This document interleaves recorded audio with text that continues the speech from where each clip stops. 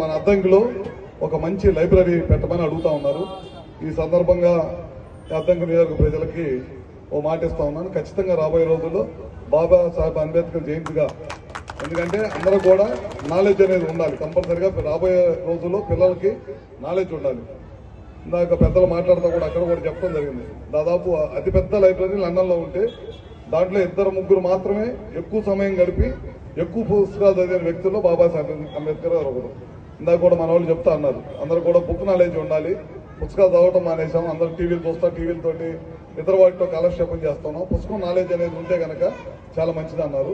తప్పకుండా మళ్ళీ అంబేద్కర్ గారి జయంతి సందర్భంగా మళ్ళీ మనం కూర్చునే రోజుకి అద్దంకి కాన్స్టిట్యున్సీలో అద్దంకి హెడ్ క్వార్టర్లో మంచి లైబ్రరీని స్థాపిస్తామని చెప్పి కూడా మరొకసారి తెలియజేసుకుంటూ కమిటీ వారికి గొట్టిపాటి రవికుమార్ గారు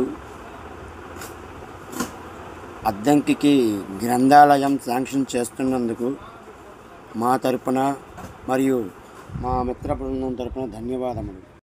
నమస్కారం సార్. నిన్న మీరు అంబేద్కర్ గారి జయంతి సందర్భంగా నిన్న లైబ్రరీ గురించి అద్దంకిలో నిర్మించాలని మాట్లాడారు.